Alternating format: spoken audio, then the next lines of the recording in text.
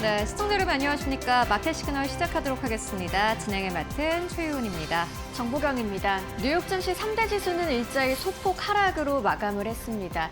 간밤에 발표된 7월 PC를 통해서 물가에 대한 부담을 확인한 시장이었는데요. 다만 증시에 미치는 영향이 그렇게 크지는 않았습니다. 무엇보다 시장은 오늘 장 마감 후에 발표된 엔비디아의 실적을 기다리면서 관망세가 짙었고요. 3대 지수 약보합권에서 마감한 가운데 필라델피아 반도체 지수만 소폭 올라준 간밤 시장이었습니다. 네, PC 지표, 이 개인 소비 지출 지표를 봤더니 시장에서 예상했던 것보다는 괜찮은데 여전히 금리 인상에 대한 우려감은 계속해서 나올 법했습니다. 이 많은 월가의 투자 은행들은 조금 더 다른 지표들을 살펴봐야 된다라는 투자 의견들을 제시를 했고요. 무엇보다 지금은 AI 기업들의 실적이 가장 중요한 것 같습니다. 간밤 뉴욕 증시가 마감되고 난 이후에 엔비디아만 실적을 발표한 것이 아니라 세일즈포스와 옥타도 실적을 발표를 했습니다. AI의 이 산업의 이 흐름을 알 수 있는 많은 기업들이 실적을 발표를 한 건데요. 세 기업 모두 다 긍정적인 실적을 발표를 했고요. 엔비디아를 제외하고 세일즈포스와 옥타 모두 다 지금 시간의 거래에서 무려 두 자릿수의 급등률을 나타내고 있습니다. 여전히 AI 성장 스토리는 유효합니다. 이게 이제 한국 시장의 삼성전자, SK하이닉스뿐만이 아니라 반도체 소부장까지 그리고 많은 소프트웨어 기업들까지 어떻게 연결되는지가 참 중요할 텐데 관련된 이야기 오늘 마켓 시그널에서 함께 해보도록 하겠습니다. 네, 뉴욕 증시 3대 지수 마감 상황부터 확인해 보도록 하겠습니다. 뉴욕 증시 3대 지수의 마감 상황입니다. 오늘 시장의 움직임이 그렇게 크지는 않았습니다. 그 가운데 다우 지수가 0.21% 하락했고요. 나스닥 0.08% 내리면서 약보합권, S&P 500도 거의 변동 없었습니다. 0.02% 내리면서 3대 지수는 일제히 보합권에서 마감한 하루였습니다. 오늘 국제유가는 어떻게 움직였는지 살펴보도록 하시죠. 이란과 오만의 협상 진전에 대한 기대감으로 국제유가는 3거래일 연속 하락을 했습니다. 다만 낙폭이 그렇게 크지는 않았고요. WTI가 0.53% 내리면서 배럴당 81달러 선에서 우리 시간 5시 기준으로 거래가 됐습니다. 앞서 살펴보신 것처럼 오늘 3대 지수는 일제히 하락을 했는데요. 필라델피아 반도체 지수는 0.2% 오르면서 상승으로 마감한 간밤 시장이었습니다. 오늘 시장에 있었던 이슈들 어떤 것들이 있는지 저와 지금부터 마켓 무버 이슈로 만나보시죠. 오늘 시장의 첫 번째 변수는 연준이 선호하는 물가지표 PCE였습니다. 시장의 예상을 소폭 상회하게 나왔는데요. 어떤 이야기인지 자세하게 확인을 해보시죠. 7월 PC 헤드라인은 일단 전년 대비 3.7%, 전월 대비 0.2% 오르면서 시장의 예상을 소폭 상회하게 나왔습니다. 물가가 생각만큼 빠르게 내려오지는 않고 있다는 걸 확인할 수 있었고요. 다만 근원 PC는 전년 대비, 전월 대비 모두 시장의 예상에 부합하는 수준으로 나왔습니다. 이렇게 헤드라인 물가는 예상보다 소폭 높았지만 연준이 중시하는 근원 물가가 예상에 부합을 했고요. 인플레이션 쇼크 수준의 서프라이즈는 아니었습니다. 그리고 오늘 2분기 실질 GDP 성장률도 함께 나왔는데요. 수정치가 1.5% 증가하면서 시장의 예상에 정확하게 부합을 했습니다. 그러다 보니 GDP 성장률 자체에서도 새로운 충격은 없었다고 볼 수 있겠습니다. 그래서 시장이 어떻게 반응을 했을까요? PC가 예상보다는 뜨거웠지만 증시의 매도세 확산은 제한적이었습니다. 주식시장 사실상 보합 수준에서 끝났고요. 이 물가 부담이 오히려 채권과 외환 시장에서는 더 뚜렷하게 반영이 됐습니다. 장중에 10년물 국채금리는 4.67%, 2년물은 4.23%까지 올랐고요. 달러 인덱스도 상승을 했는데요. 해석을 해보자면 오늘 이 PCE는 물가 쇼크라기보다는 금리와 달러에 제한적으로 반영된 정도라고 볼 수 있겠습니다. 그리고 이 PC 이후에 시장의 시선은 금요일 잭슨홀 연설을 주목하고 있습니다. 연준의 물가 판단 그리고 향후 금리 경로 메시지가 핵심이 될 텐데요. 그러다 보니 오늘 증시는 PCE에 강하게 반응을 했다기보다는 잭슨홀까지 확인하려는 관망세가 짙었다라고 볼 수 있겠습니다. 그리고 오늘 시장의 분위기를 이어서 조금 더 살펴보도록 하시죠. 오늘 빅테크와 반도체 내부에서도 종목별로 방향이 엇갈렸습니다. 개별 종목 재료 중심으로 차별화 장세가 펼쳐졌다라고 볼 수 있겠는데요. 그 가운데 시장이 주목했던 기업은 바로 메타였습니다. 소송 합의로 법적 불확실성이 완화되면서 오늘 주가는 1% 강세를 보였는데요. 미국의 29개 주 청소년을 대상으로 한 SNS 중독성과 관련한 소송에서 합의를 이뤄낸 메타입니다. 장기 소송과 규제 리스크 완화에 대한 기대감이 커졌고요. 167억 달러라는 합의 비용에 대한 부담보다도 불확실성이 제거됐다라는 부분에 시장은 긍정적으로 반응을 한 하루였습니다. 이어서 오늘 국제유가를 움직인 이란과 오만의 호르무즈 합의 내용도 살펴보도록 하겠습니다. 이란과 오만이 호르무즈 해협 운영과 관련해서 수익 배분에 합의했다는 소식이 전해졌습니다. 그리고 일부 선박 운항 재개를 위한 임시 프레임워크도 논의 중인 것으로 알려졌는데요. 이 같은 소식에 오늘 WTI와 브렌트유 모두 일제히 소폭 하락하는 움직임이 나왔습니다. 다만 이란 측에서는 이것을 해협의 완전한 재개방으로 볼 수는 없다라는 입장을 내놨고요. 그래서 지정학 리스크가 완전히 해소된 것이라고 보기는 어렵겠습니다. 다만 긴장 완화에 대한 기대감이 유가에 일부 반영이 됐다라는 걸 알 수 있는 부분이었습니다. 마지막으로 오늘 시장 정리를 해보도록 하겠습니다. 물가 부담도 증시를 흔들 정도의 쇼크는 아니었습니다. 다 오늘 시장은 엔비디아의 실적을 기다리면서 보합권에서 관망 흐름을 보였는데요.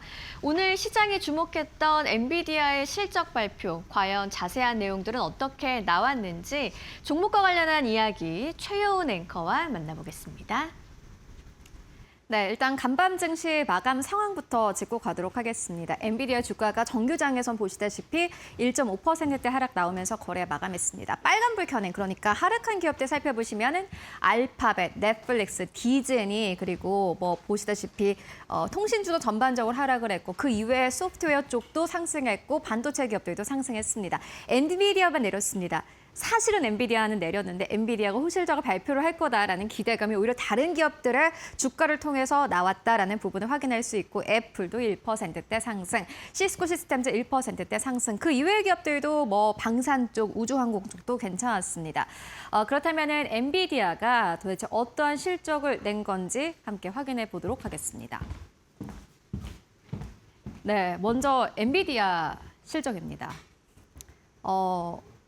매출이 보시다시피 962억 달러를 기록했습니다.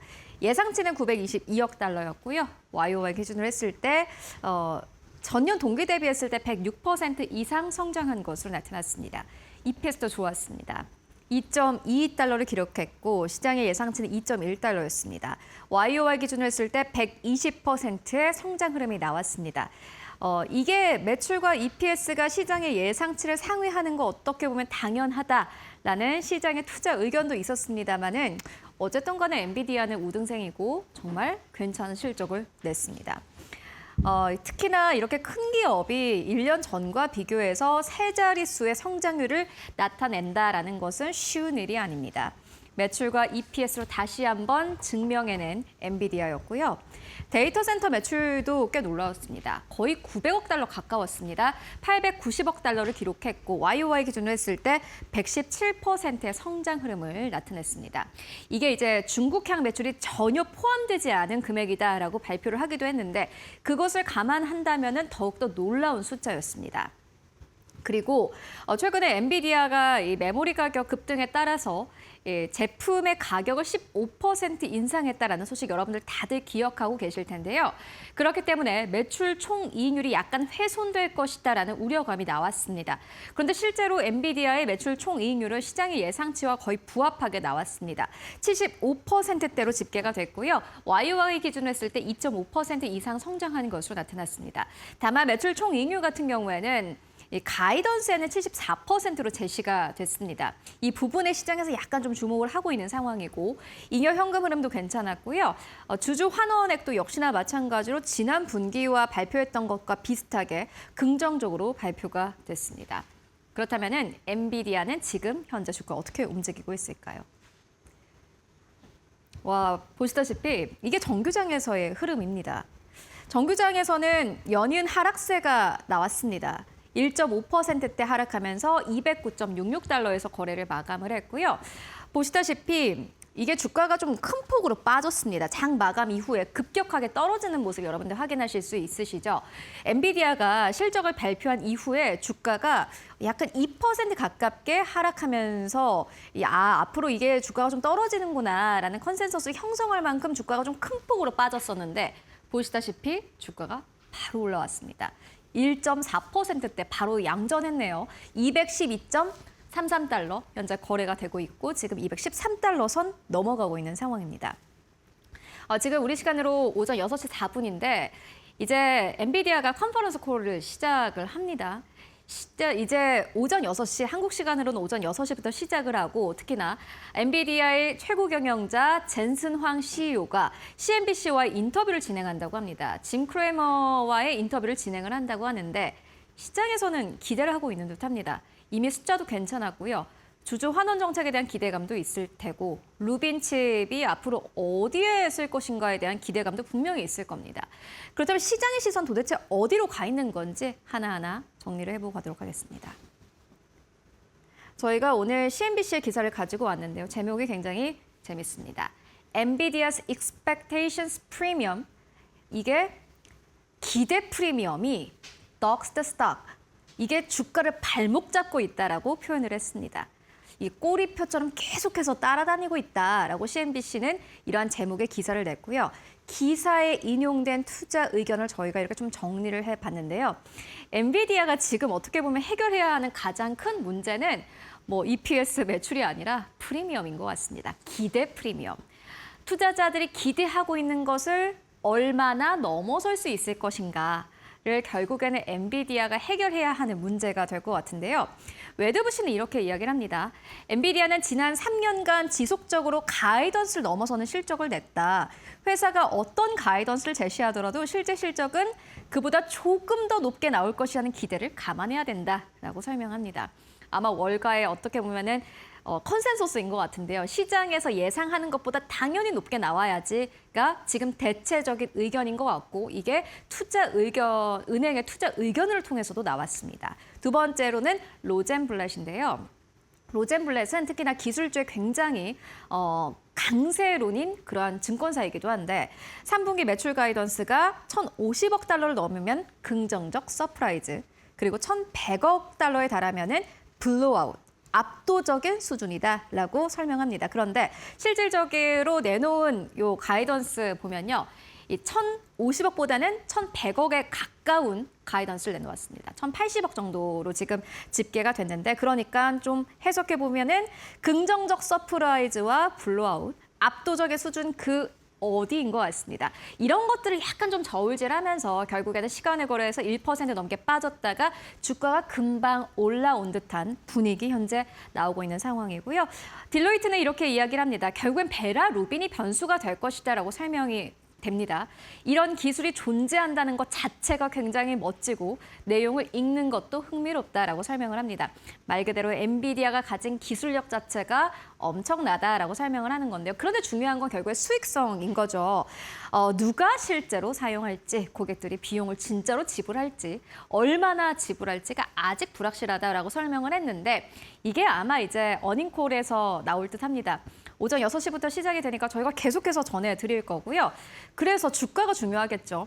사실 이게 기대 프리미엄이라는 게 있기 때문에 주가가 실적 발표 다음 날에는 늘 좋지 않았습니다. 최근에 4개 분기, 이게 4개 분기입니다. 2026년 5월 20일 보시다시피 실적 발표한 이후로 역시나 마찬가지 긍정적 실적을 발표를 했습니다. 주가는 2% 가깝게 하락세. 이번 해 2월에는 회계연도 4분기의 실적을 발표를 했는데 5% 넘게 빠졌고 그리고 2025년 10월로 돌아가면 3% 빠졌고요. 2025년 8월로 돌아가면은 1% 가깝게 빠졌습니다. 말 그대로 4개 분기 연속 호실적을 냈음에도 불구하고 주가는 연이어서 빠진 모습을 함께 확인할 수 있습니다. 그래서 CNBC는 이렇게 이야기를 합니다. 모두 다 시장의 예상치를 상회하는 실적을 냈는데 그런데도 다음 거래일에는 계속 투자자들의 매도에 시달렸다라고 표현을 했습니다. 말 그대로 이게 주가가 실적을 그대로 따라가지는 못한 건데요. 다음 페이지를 통해서 조금 더 자세하게 만나보시죠.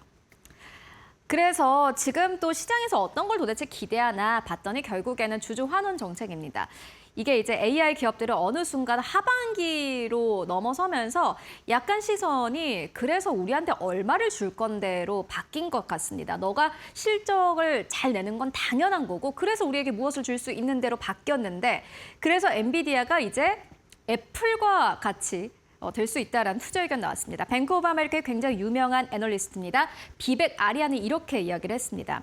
회사가 잉여 현금 흐름의 50%를 자사주 매입과 배당 확대에 사용하기 시작했다고 약속을 했다. 그래서 시간이 지나면서 사람들은 더 이상 애플 같은 경우는 아이폰 판매량에 감탄하지는 않았지만 이후 애플이 자사주 매입을 시작했다라면서 엔비디아도 비슷한 일이 반복될 수 있다라고 설명을 했습니다. 그러니까 이제 엔비디아가 애플처럼 제품이 팔리는 게 잘 팔리는 거는 당연한 기업이고 그만큼 투자자들의 신뢰를 산 기업이고 그 이후에 자사주 매입 소각과 같은 적극적인 주주 환원 정책을 통해서 주가가 계속해서 갈 수 있다라고 이야기를 하는 건데요. 이게 애플의 주가와 유통 주식 수인데 보시다시피 애플이 자사주 매입과 소각을 연이어 하면서 결국에 주가는 우상향 흐름을 보이고 있는 상황입니다.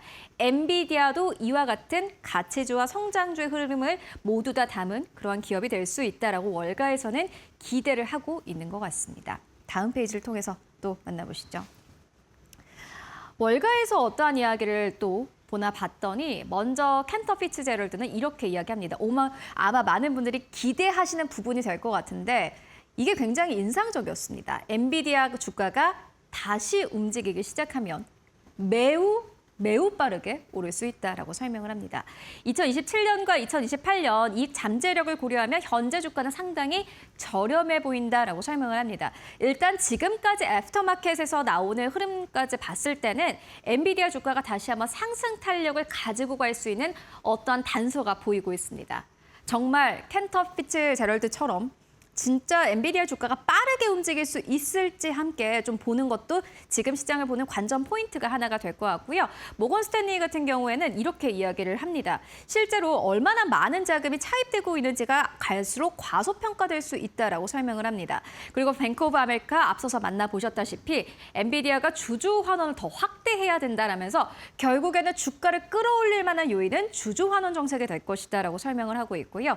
마켓워치는 이렇게 이야기를 합니다. 엔비디아가 이번 분기에는 S&P 500의 이익 성장의 최대 기여주가 아닐 수도 있다라고 설명을 합니다. 왜냐하면은 하이퍼스케일러 기업들이 또 최근 들어서는 이익 기여를 크게 하고 있는 상황이기 때문에 이 부분도 함께 봐야 된다라고 이야기를 하는데 어쨌든 간에 월가에 나오는 투자 의견들을 보시면요. 우려보다는 뭔가 기대를 더 하고 있고 엔비디아가 더욱더 상승 모멘텀을 가지고 가려면 이러한 모멘텀이 필요하다라면서 상승 쪽을 오히려 보고 있는 상황입니다. 그렇다면 엔비디아 실적 어떻게 정리해 볼 수 있을까요? 이렇게 정리해 보도록 하겠습니다. CNBC는 이렇게 표현했더라고요. 결국 엔비디아 실적은 AI 시장 전체 건강검진이다라고 표현을 했습니다. 건강검진을 하고 나면은 내 몸이 건강한지 아니면 이게 건강하지 않은지를 알 수 있습니다. 그리고 건강하지 않다면은 어디서 문제가 있는지 건강검진을 통해서 알 수가 있죠. 엔비디아의 실적 발표가 이와 비슷하다라고 CNBC는 논평을 했습니다. 엔비디아의 실적 하나하나를 파고 들어가다 보면은 지금 AI 기업들이 급등하는 것이 이게 과열인지 아닌지를 알 수 있다라는 의미인데요. 엔비디아는 사실상 AI 산업의 바로미터다라면서 한 애널리스트가 SAS 관련 종목들을 커버를 하는데 반도체 시장에서 GPU에 대한 수요가 여전히 건강한지를 보여주기 때문에 나는 엔비디아의 실적 발표가 중요하다라고 생각한다라고 투자 의견을 제시하기도 했습니다. 엔비디아 일단은 어닝콜 진행이 되고 있고 실적은 좋게 나왔습니다. 그리고 엔비디아가 실적을 발표한 이후에 세일즈포스도 역시나 마찬가지 실적을 발표를 했는데요. 미국의 대형 클라우드 기업입니다. 그렇기 때문에 이번에 뉴욕 증시에서는 세일즈포스의 실적에도 굉장히 주목을 했습니다. EPS와 매출 모두 다 시장의 예상치를 상회했고요. 세일즈포스는 실적 발표를 통해서 AI 성장 가속화에 따라서 호실적을 발표를 했다라고 설명을 했습니다. 주가 보실까요? 와, 13% 넘게 급등세 나오고 있습니다. 13%대 넘게 급등하면서 232달러 선까지 올라가면서 현재 거래가 되고 있는 상황이고 가이던스도 좋았습니다. 그리고 세일즈포스만 좋았던 게 아니라 앞서서 설명해드렸습니다만 옥타도 실적을 발표를 했고 시장의 예상치를 상회하면서 두 자릿수의 급등세를 나타냈습니다. 오늘 장 마감 이후에 실적을 발표한 AR 기업들 엔비디아, 세일즈포스 그리고 옥타까지 모두 다 호실적을 발표하면서 일단은 지금은 이 순간에는 시장에 뭔가 불을 붙이고 있습니다. 오늘 한국 시장을 좀 기대해 볼 수 있지 않을까 하는 생각이 드는데요. 앞으로 주가 흐름 함께 따라가 보도록 하겠습니다. 지금까지 엔비디아 실적 발표와 함께 정리해보고 왔습니다.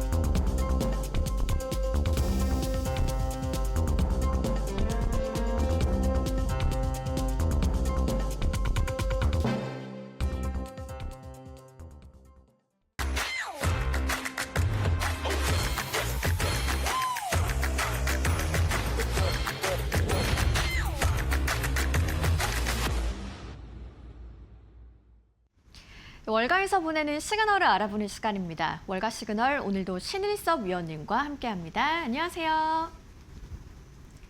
네, 오늘 시장 마감 상황 살펴보도록 하겠습니다. 오늘 3대 지수가 소폭 하락하면서 마감을 했고요. 반도체 지수만 올라줬습니다. 엔비디아의 실적을 기다리는 관망세가 짙은 하루였는데 엔비디아의 실적 이야기 바로 키워드를 통해서 확인해 보시죠.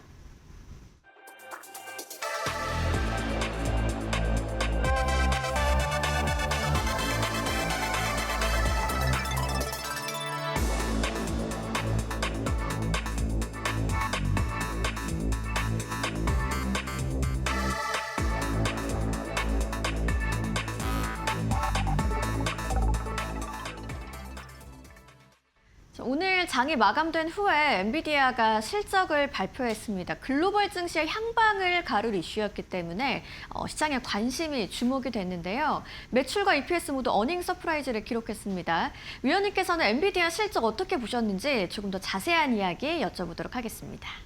네, 또 어닝 서프라이즈가 나왔고요. 네. 시간외에서 초반에 하락을 하다가 지금 막 반등을 급하게 하고 있는 모습입니다. 뭐 어떻게 될지는 또 컨퍼런스 콜에서 나오는 내용에 따라서 계속 시시각각 변하지 않을까 이런 생각이 들고요. 정규 시장에서는 일단 2%가량 하락을 했습니다. 자, 그리고 시간외에서도 이어지는 흐름이었다가 이제 급반등으로 돌아섰기 때문에 아마 컨퍼런스 콜에서 어떤 기대감이 있는 지금 얘기가 나오고 있지 않을까. 지금 실시간으로 계속 번역으로 요즘에 어플에서 다 나오기 때문에 내용이 속속 들어오고 있습니다. 자, 엔비디아가 지금 실적 발표를 하고 나서 5% 정도, 5.24 정도였죠. 위아래로 5.24 정도 움직일 거라고 예상을 했었고, 원래 그 전에 12개 분기 통틀어서는 7%대 움직였고, 전 분기에는 6%대 움직였는데, 이번 분기에는 5%대 초반으로 예상된다. 그런 자료가 있었는데, 그 내용과 비슷하게 지금 움직이고 있습니다. 시간에서 5% 안팎으로 움직이고 있기 때문에 그 옵션 시장에서 변동성에 대한 내용이 비슷하게 지금 나오고 있다. 그러니까 그 전 분기라던가 12개 분기 통틀어서 나오는 변동성보다는 약간 축소된 변동성으로 지금까지는 나오고 있는 상태입니다. 그렇죠? 5% 안팎이죠. 자, 그래서 그동안에 변동성보단 적다는 게 이제 조금 투자자들의 어떤 감도가 떨어졌다고 해야 되나요? 좀 민감도가 떨어진 것 같죠? 실적 발표가 어닝 서프라이즈는 계속 나왔는데 그 결과치에 따라서 민감도, 반응도가 전분기나 12기 분기 평균보다는 지금 덜 떨어지게 나오고 있습니다. 그러니까 뭐 좋게 말하면 변동성이 줄어들었고, 네. 뭐 나쁘게 말하면 기대감에 대한 어떤 증폭도가 좀 잦아들었죠. 알겠습니다. 일단 시장의 눈높이는 상당히 높은 상황이었는데도 불구하고 매출과 EPS 모두 시장의 기대치를 뛰어넘는 실적이 나왔습니다. 말씀하신 것처럼 주가의 변동성은 최근 들어서 좀 줄어드는 부분이 있었는데 일단 가이던스에 대해서도 시장이 많이 주목을 하고 있습니다. 엔비디아의 가이던스 어떻게 나왔는지 또 여기에 시장이 어떻게 반응을 하고 있는지 이어서 좀 여쭤보도록 할게요. 지금 70% 성장 전망했고 지금 네네. 그 젠스낭 회장도 굉장히 중요한 변곡점이라는 얘기를 하더라고요. 그 변곡점이 뭐냐면 안 좋게 되는 게 아니라 지금 오히려 이 변곡점을 통해서 황금기로 접어든다고 얘기를 하더라고요. 네. 그러니까 지금 황금기가 아직 안 왔다고 지금 젠스낭 CEO는 지금 주장을 하고 계시는 겁니다. 네. 지금까지도 정말 눈부시게 시총 1위를 기록을 하고 어마어마한 성과를 이뤘는데 젠스낭 CEO가 보기에는 앞으로의 성장성이 더욱더 탁월하다고 지금 강력히 얘기를 하고 있네요. 자, 보니까 지금 매출 총 이익률이 75%나 지금 나오고 있습니다. 어마어마한 이익률이네요. 자, 주당 순이익 매출 다 100%에서 120% 지금 증가한 수치네요. 거기다가 이제 어닝 서프라이즈니까 증권사가 제시한 허들까지 다 뛰어넘었다는 얘기죠. 어쨌든 어닝 서프라이즈는 계속 기록을 하고 있는데 주가의 흐름은 아직 신고가를 못 갔기 때문에 시장의 반응이 조금 더 실적에 대한 부분을 더 높게 보고 있는 것 아닌가 이런 생각도 들긴 합니다.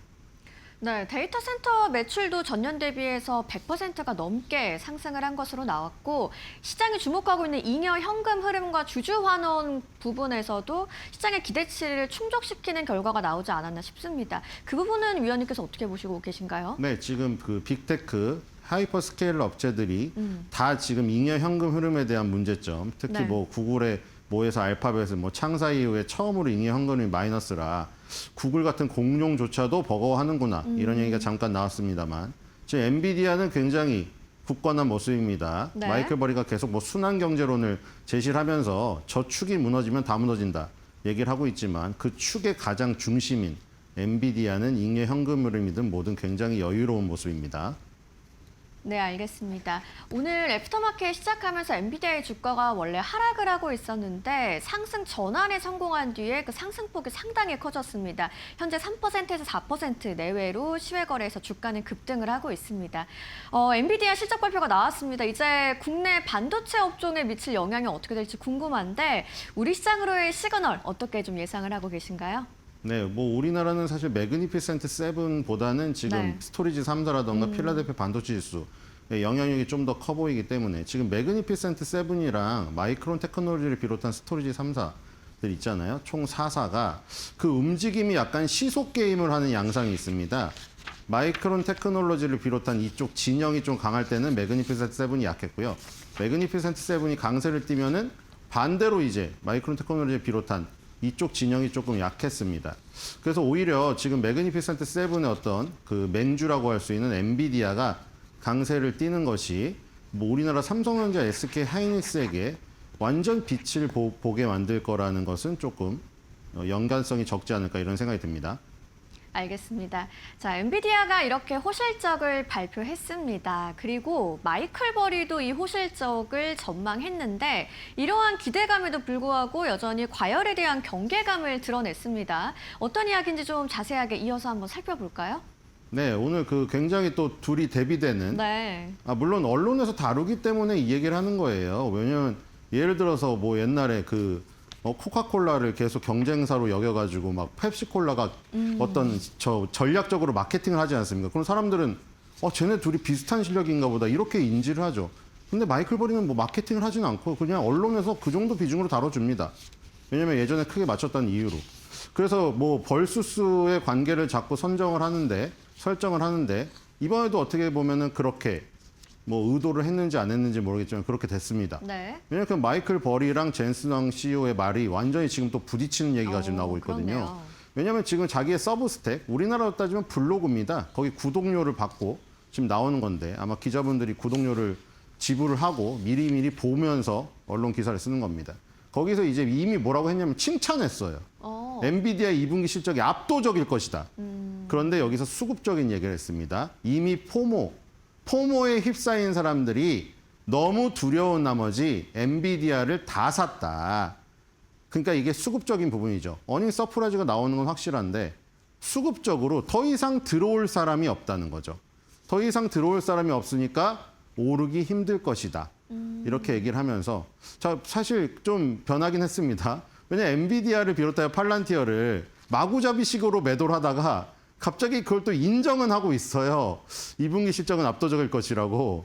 그러니까 압도적이지만 내가 보기엔 수급적으로는 굉장히 부족하다. 이 얘기를 하고 있는 거죠.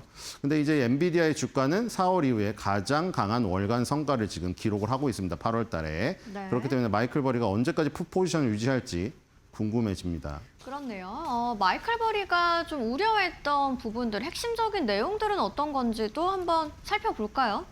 네, 계속해서 주장하고 있는 그 얘기죠.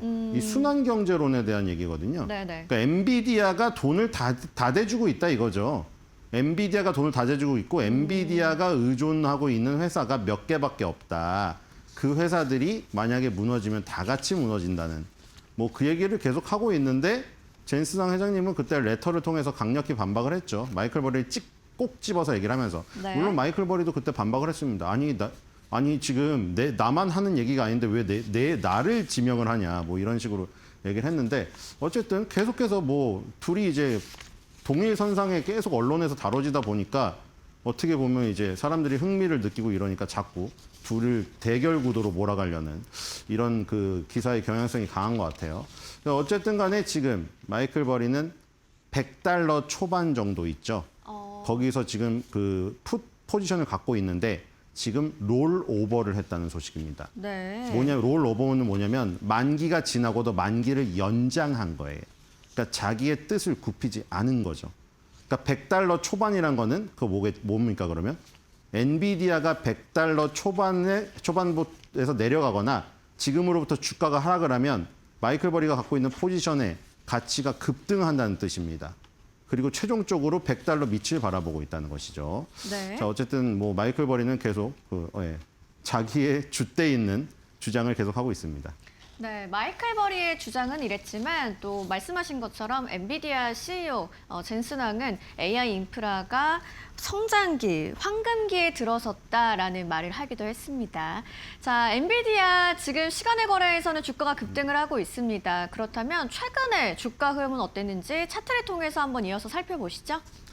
네, 일단 뭐 둘 다 일리가 있습니다. 왜냐면은 뭐 젠슨 회장님은 투자자는 아니지만 어쨌든 엔비디아의 수장으로서 보는 눈이 당연히 탁월하겠죠. 그리고 뭐 마이클 버리도 무시할 수 없죠. 시장을 모르니까요. 어쨌든 지금 어닝 서프라이즈를 계속 기록을 했는데 주가는 사실 사상 최고치는 아닙니다. 자, 그런 부분이 일단은 투자자의 우려가 일단 작용하고 있다는 거. 지금 보시면은 5월 달부터 지금 8월 달의 흐름에 딱 중앙선에 와 있거든요. 지금 고점, 저점, 그리고 중간선 그거 보면은 주가가 딱 중간선에 위치하고 있습니다. 아주 팽팽하죠. 지금 저기서 수급적인 부분이 어디로 작용하느냐에 따라서 줄다리기가 한쪽으로 쏠릴 가능성이 있죠. 지금 위아래가. 일단 시간외가 내일의 어떤 네. 시간이 열리고 나서 정규 시장이 열리고 나서 어떻게 반영될지를 아직 모르겠지만 결과가 안 났기 때문에 여기서 지금 굉장히 중요한 자리임을 알 수가 있습니다. 209에서 210달러가 딱 중앙선이죠. 그래서 여기서 지금 올라가면 이제 240달러라는 역사적 신고가를 향해서 가는 것이고 여기서 만약에 밑으로 빠지게 되면은 저점 테스트를 갈 우려가 있기 때문에 지금은 정말 줄다리기를 서로 양쪽에서 영차를 네네. 하고 있는 팽팽한 장면. 여러분들은 거기 그 띠가 이제 가운데 묶여 있지 않습니까? 그 띠가 어느 쪽으로 향하는지 오늘 힘겨루기의 싸움을 미리 시간 외에서 잠시 감상할 수 있지 않을까 이렇게 생각이 됩니다. 네, 일단 월가는 강력 매수 의견을 제시하면서 평균 목표가는 304달러까지 제시를 하고 있는 상황입니다. 엔비디아의 시외 거래에서 주가 움직임 어떻게 이어지고 있는지 한 번 더 확인을 해보도록 하겠습니다. 현재 3.5% 수준으로 올라가고 있는 모습이고요. 애프터마켓에서 엔비디아는 상승하고 있는 흐름 확인해 볼 수가 있겠습니다. 이제 오늘 우리 시장 개장을 하게 되면 또 어떤 시그널이 이어질지 그리고 내일 정규장에서 엔비디아의 주가 흐름 어떻게 될지도 저희 마켓 시그널과 함께 계속해서 지켜보도록 하시죠. 오늘의 월가 시그널도 신일섭 위원님과 함께했습니다. 오늘 좋은 말씀 고맙습니다.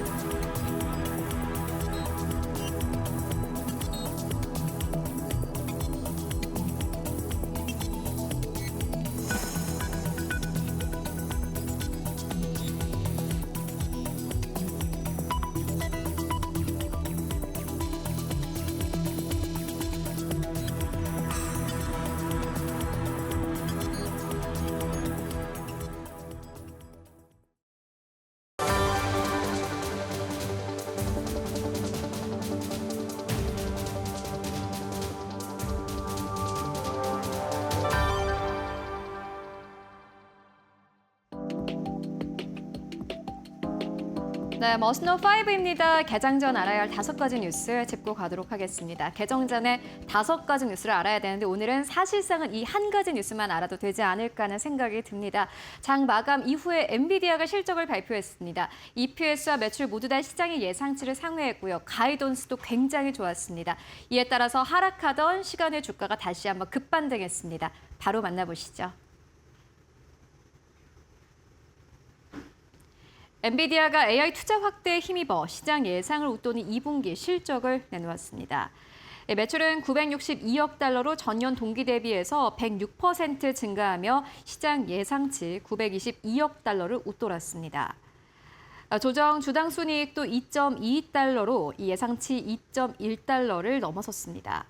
핵심인 데이터 센터 매출은 890억 달러로 1년 전보다 117% 급증했습니다. 엔비디아는 3분기 매출도 시장 예상보다 높은 1,080억 달러를 제시했습니다. 특히 이번 전망에는 중국의 데이터 센터 매출은 포함되지 않았습니다. 다만 메모리와 웨이퍼 가격 상승으로 3분기 매출 총이익률은 74%로 낮아질 것으로 예상을 했습니다. 시장 예상을 웃돈 실적과 가이던스에 엔비디아의 주가는 시간의 거래에서 5% 가깝게 반등했습니다. 네, 그리고 지금 엔비디아의 컨퍼런스 콜이 진행이 되고 있는데 여기서 CFO가 다시 한번 부품 상승에 대해서 언급을 했습니다. 말씀드렸다시피 매출 총이익률이 이번에는 75%이지만은 74%로 낮아질 것으로 전망되고 있는데요. 결국에는 이렇게 큰 기업들이 이 가격을 어떻게 전결시키는가가 문제일 텐데 이 메모리 부품에 대한 가격 상승을 어떻게 전가하는지 그리고 오늘 시간의 주가가 어떻게 또 변동성을 보이는지 함께 확인해 보실 필요가 있겠다라는 생각이 들고요. 두 번째 뉴스입니다. 오픈 AI가 자체 칩을 2026년 이번 해 안에 투입할 예정이라고 하는데요. 역시나 여러분들이 예상하셨던 대로 삼성의 HBM4가 탑재될 것으로 추정됩니다. 자세하게 만나보시죠. 오픈 AI가 자체 개발한 AI 칩 할라피뇨를 연내 자사 AI 모델 구동에 투입할 계획입니다. 오픈 AI는 할라피뇨가 전력당 AI 처리량과 응답 속도에서 엔비디아의 GB300을 앞섰다고 밝힌 바 있습니다. 할라피뇨는 브로드컴과 공동 개발했으며 AI 모델 학습보다 추론 작업에 특화된 칩입니다. 700W의 비교적 낮은 전력으로 높은 성능을 내 이 데이터 센터 전력비 절감도 기대하고 있습니다. 세미 애널리시스는 할라피뇨에 HBM4가 탑재됐으며 공급업체는 삼성전자로 추정된다고 전했습니다. 다만 엔비디아의 차세대 칩 베라 루빈과는 아직 성능 비교가 이루어지지 않았습니다. 오픈 AI는 엔비디아 칩도 계속 대규모로 사용할 것이라며 양사의 협력 관계가 지속될 것이라고 강조했습니다. 현재 2세대 자체 칩 개발도 상당 부분 진행됐으며 3세대 칩의 개념 설계에도 착수한 것으로 전해졌습니다. 네, 이에 따른 오늘 시장의 삼성전자의 주가름 함께 보셔야 될 것 같습니다. 특히나 엔비디아가 호실적에 따라서 주가가 현재 시간을 거래해서 급반등세를 나타내고 있기 때문입니다. 네, 이번에는 애플 관련 뉴스인데요. 애플이 이번 해 9월 9일에 신제품 행사를 엽니다. 여기서 처음으로 폴더블 아이폰이 공개되는 것이 아니냐라는 기대감 높아지고 있는데요. 자세하게 만나보시죠. 애플이 다음 달 9일 미국 캘리포니아 쿠퍼티노 본사에서 신제품 공개 행사를 개최합니다. 블룸버그는 이번 행사에서 애플의 첫 번째 폴더블 아이폰이 공개될 것으로 전망했습니다. 폴더블 아이폰은 접으면 여권 크기, 펼치면 소형 아이패드 정도의 화면을 갖출 것으로 알려졌습니다. 2007년 첫 아이폰 출시 이후 외형상 가장 큰 변화가 될 것으로 예상됩니다. 아이폰 18 프로와 프로 맥스도 함께 공개돼 더 빠른 칩과 개선된 배터리 카메라가 적용될 전망입니다.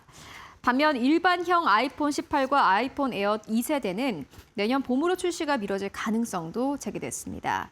특히나 이번 행사는 다음 달 1일 취임하는 존 터너스 신임 CEO의 첫 공식 무대이기도 합니다. 첫 폴더블 아이폰 출시로 삼성전자가 주도해온 폴더블 폰 시장이 경쟁이 한층 더 치열해질 것으로 전망되고 있습니다. 네, 아이폰이 접힌다라는 건 사실 지금까지 보지 못했던 제품이죠. 앞으로 폴더블 폰 시장이 어떻게 재편되는지 확인해 보시는 게 중요해 보입니다. 이어서 네 번째 뉴스입니다.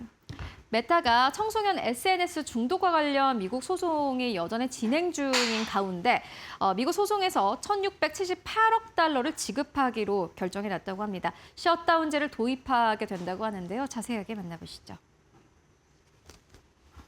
메타가 청소년 SNS 중독을 유도했다며 미국주 정부들이 제기한 소송에서 최대 167억 달러를 지급하기로 합의했습니다.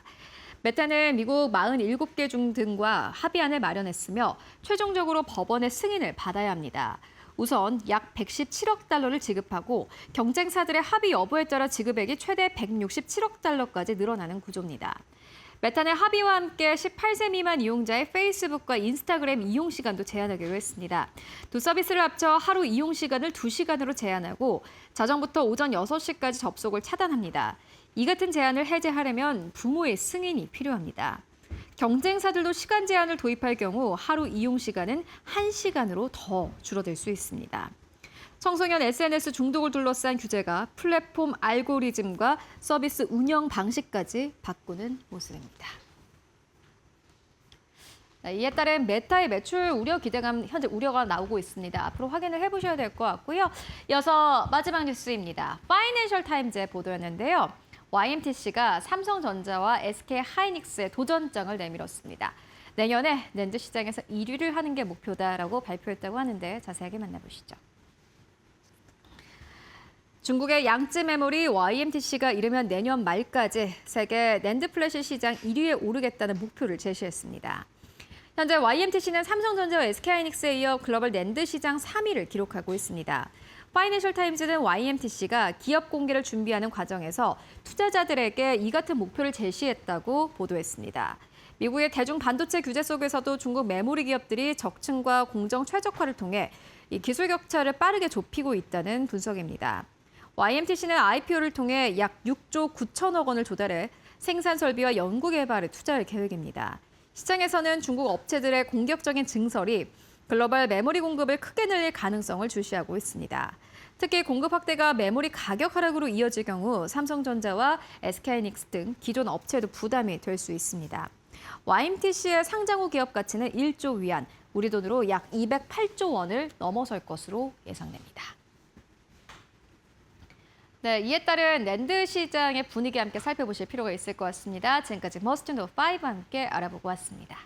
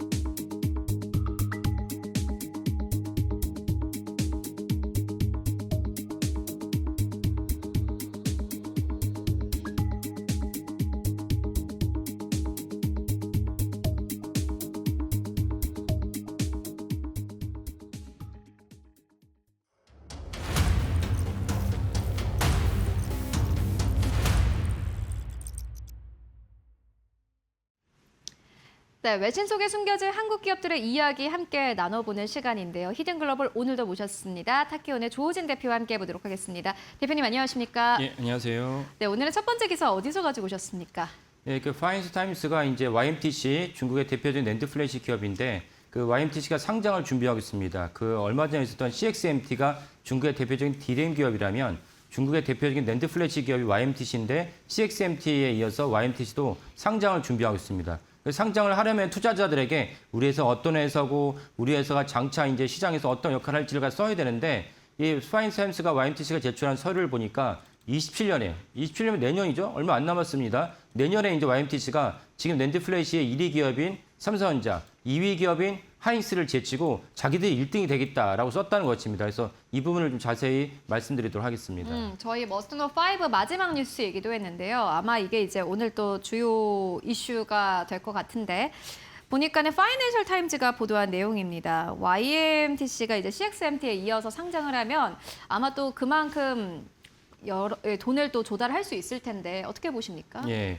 일단 CXMT가 상장을 하면서 세운 이제 보면 CXMT 상장을 하면서 중국 최대의 어떤 상장 자금을 모은 기업이 됐고 단숨에 또 시총 1위 기업이 됐습니다. 저희 코너에서 말씀드리겠지만 이해할 수 없는 대목이죠. 왜냐하면 CXMT는 이번 상장 직전에서만 처음으로 영업이익을 만들었고 그 지난 세월 동안 한 번도 영업이익을 기록한 적이 없습니다. 근데 그 정도로 사실은 이번에 영업이익도 자체도 좀 의심이 가는 그런 대목인데 이런 기업의 CXMT가 중국에서 최대 규모의 IPO를 성공하면서 심지어 시총도 1위가 됐다는 것은 좀 이해할 수 없는 대목이고 반면에 YMTC는 그거보다는 재무제표가 좋습니다. YMTC 일찌감치 영업이익을 기록했습니다. 이렇기 때문에 CXMT에 이어서 엄청난 기록을 세울 거라 여겨지는데 그 파이낸스 타임스는 상장을 하면은 단숨에 CXMT에 이어서 중국 시총 2위가 될 것이다라고 이제 전망을 하고 있습니다. 네, 알겠습니다. 그렇다면은 이제 보니까는 1위를 하겠다라고 발표를 한 건데 그러려면 사실 그만한 경쟁력이 있어야 되지 않습니까? 예, 경쟁력이 있어야 된다는 건 무슨 말이냐면은 보통 디램은 이제 반도체 디램은 하나의 디램을 완제품을 만들려면은 한 800개 정도의 굵직굵직한 공정이 있습니다. 세부 공정 나누면 뭐 몇만 개로 더 확대가 되는데 굵직굵직한 공정이 800개가 있는데 그 낸드 플래시도 그에 못지않게 더 공정이 더 많습니다. 그러면 YMTC가 잘하는 분야, 최종적으로 완제품을 갖다가 그 검수하고 내놓는 것은 잘할 수 있겠지만 하지만 중간중간에 있었던 중요한 공정을 갖다가 YMTC가 책임지지 못한다면 YMTC는 생산 자체를 할 수 없는 그런 어떤 입장이라고 볼 수 있습니다. 이런 기업이 자기들이 이제 그 삼성전자, SK하이닉스를 제치고 단숨에 1위 기업이 된다는 것은 뭔가가 좀 맞지 않다라고 볼 수가 있습니다. 지금 화면에 보이시는 게 그 낸드 플래시를 갖다가 단면을 갖다 자르는 것인데 단면에 보면은 하나하나 그 좀 더 쬐까맣게 보면 이제 벽돌 같은 게 있죠. 이 벽돌 같은 것이 사실은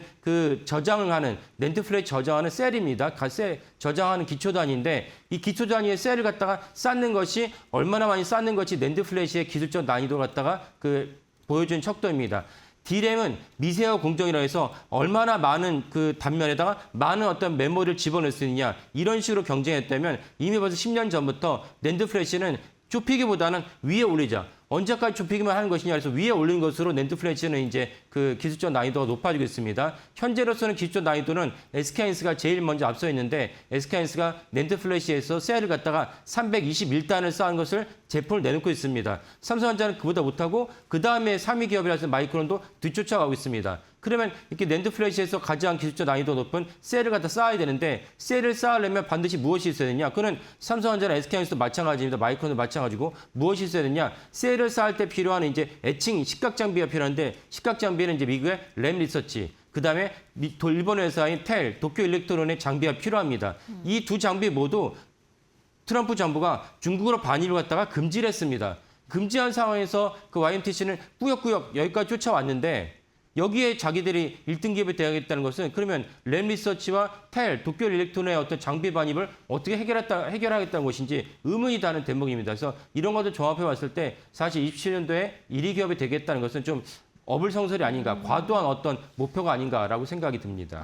맞습니다. 사실 많이들 이야기를 하시는 게 결국에는 이제 미국과 중국 간의 패권 경제 안에서 결국에는 미국이 중국 기업들 못 따라오게 어떠한 계속해서 뭐 방안들을 내놓을 텐데 이러한 상황 속에서 뭐 YMTC가 과연 올라올 수 있겠느냐라는 좀 의구심은 있습니다. 다만 뭐 CXMT 같은 경우에는 ASML 장비 없이도 만들지 않습니까? 예.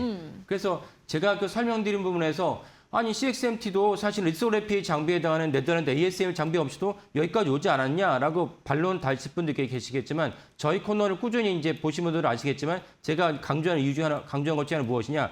CXMT가 여기까지 오는데 삼성전자 임원을 매수해서 돈으로 기술을 빼갔습니다. 불법이죠. 그 실형을 선고받았습니다. 그런 일이 있었고 거기에 더 나아가서 사실은 이제 이 장비 업계에 있는 분들과 얘기해 보면은 중국에서 반입이 금지됐지만 가져와서 쓰고 있다는 것입니다. 대표적 어플라이 머티리얼즈 같은 장비가 어플라이 머티리얼즈 세계적인 장비 기업이죠. 장비를 갖다 쓰고 있다는 것입니다. 어떻게 쓰고 있느냐? 어떻게 반입했냐? 그거는 이제 중국 당국만이 알고 있는 여러 가지 불법과 외국에 있는 기업들을 갖다 빼내서 썼다라고 볼 수 있는데 어쨌건 합법적으로 가져가지 않았다. 그러니까 그 YMTC 역시 아까 말씀드린 램 리서치라든지 도쿄 일렉트론의 장비를 갖다가 불법으로 가져오거나 아니면 다른 나라에다가 준 장비를 갖다가 억지로 가져왔거나 둘 중에 하나거나 아니면 안 되는 걸 갖다가 이제 국산화했다고 볼 수가 있습니다. ASML 같은 경우도 안 되는 걸 중국에 나름대로 국산을 했는데 ASML 리소그래피의 어떤 그 D램은 미세화 공정을 갖다 계속 하다 보니까 미세화 공정에 가장 필요한 것이 이제 ASML의 리소그래피 장비입니다. 리소그래피 장비를 갖다가 국산을 갖다가 꾸역꾸역 했는데 꾸역꾸역 하다 보니까 채산성과 수율이 맞지 않습니다. 채산성과 수율이 맞지 않은데 불구하고 일단 필요하니까 내놓습니다. 그 내놓는 것을 갖다가 어떻게 그 메우느냐, 채산성이 안 맞는데 어떻게 메우느냐, 수율이 안 나는데 어떻게 메우느냐, 결국 그것은 이제 중국 당국의 엄청난 보조금으로 메웠다고 볼 수 있습니다. 그래서 결국 YMTC 역시 미국 정부가 핵심 장비의 반입을 금지했으니까 자체적으로 국산을 하거나 아니면 다른 나라에 들어간 장비를 자기들이 억지로 불법으로 가져왔거나 둘 중에 하나밖에 없습니다. 그렇다 할지라도 자기들이 국산한다는 것은 아까 말씀드린 리소그래피 장비만 보더라도 채산성과 수율이 맞지 않는데 꾸역꾸역 생산을 해야 된다라고 이제 말씀드리겠습니다. 뭔가 상황이 안 따라주는데 이 기업 자체가 좀 억지로 가고 있는 듯한 느낌이 듭니다. 예. 결국에는 이게 이제 중국 정부가 이 기업을 키우려고 하는 노력이지 않습니까? 그렇죠. 그러니까, 막대한 보조금을 사실 계속해서 넣고 있는 상황이고 중국의 이게 이제 약간 전략인 것 같아요. 뭐 전기차 때도 그렇고 어떻게 보십니까? 예, 그렇습니다. 그러니까 비단 중국 당국의 막대한 보조금은 반도체에만 국한된 것이 아니고 전기차에만 국한된 것이 아니고 전체 제조업에 이제 그 끼치는 영향입니다. 그래서 중국의 제조업이 전 세계 산업을 갖다가 생태계를 황폐화시키고 있어요. 일종의 황소개구리예요. 왜 황폐화시키고 있느냐? 채산성이 맞지 않는데 정부 당국이 엄청난 보조금을 준다는 것은 이 보조금을 받은 제품을 갖다가 반도체든 전기차든 어떤 것이든지 해외에 수출하면 수출한 그 당사자들 입장에서는 경쟁력이 떨어지는 거예요. 왜냐하면 채산성이 그렇지도 안 맞는데 여기다 중국의 보조금을 가져온 그 상품을 갖다가 각국의 시장에 풀어놓으면 해당 국가에도 여러 가지 이제 제조업이 있지 않겠습니까? 그럼 제조업을 생산해서 시장에 팔 수가 없는 거예요. 누구는 엄청난 보조금을 갖다가 만드는 상품과 여기는 보조금 없이 시장가만 갖고 이제 생산을 해야 되니까 이러면 이제 사실 전 세계 그 제조업과 시장을 갖다 황폐화시키기 때문에 그래서 반도체뿐만 아니라 중국의 제조업이 전 세계 시장을 황폐화시키기 때문에 이건 미국과 유럽과 우리나라를 비롯한 세계 각국이 공조를 해서 중국의 보조금을 갖다가 문제에 삼으면서 이걸 갖다가 해외에 수출하지 못하도록 그런 어떤 절차를 밟지 않으면 사실은 이제 그 전 세계의 시장 경제와 그 생태계를 황폐화시킬 수 있다.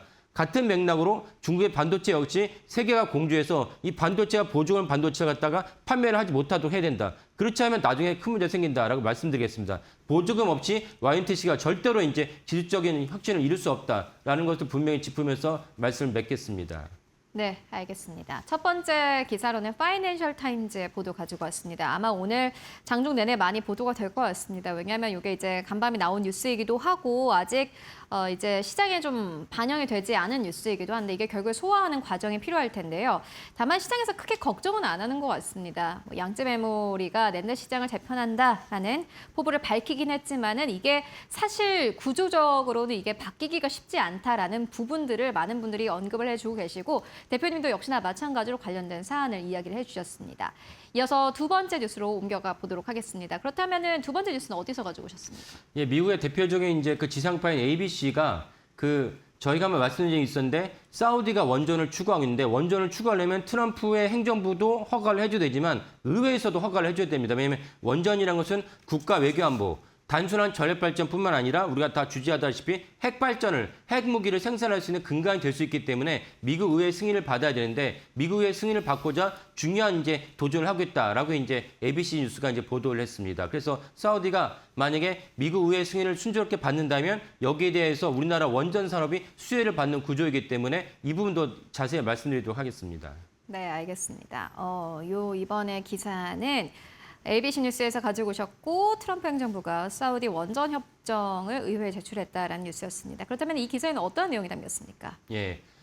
기술적인 부분 말고 아까 말씀드린 원전을 갖다가 상용화하기 위해서는 외교안보 측면에서 중요한데 이 외교안보 측면에서 당연히 트럼프 대통령은 사우디의 이제 빈살만 왕세자한테 너네는 절대로 내가 원전을 승인해줘서 너네가 원전을 짓게 된다면 거기서 생긴 그 원전을 갖고 너네가 핵무기를 만들면 안 돼. 라는 것을 다 충분히 이제 약속을 담보하고 이 정책을 추진하고 있다 봅니다. 여기에 더 나가서 미국 의회랑 미국 행정부가 또 원하는 것이 무엇이냐? 사우디한테 너네가 아브라함 협정에 가입을 해야 된다. 아브라함은 성경에 나오는 이제 중요한 인물인데 아브라함 협정이라는 건 무슨 뜻이냐?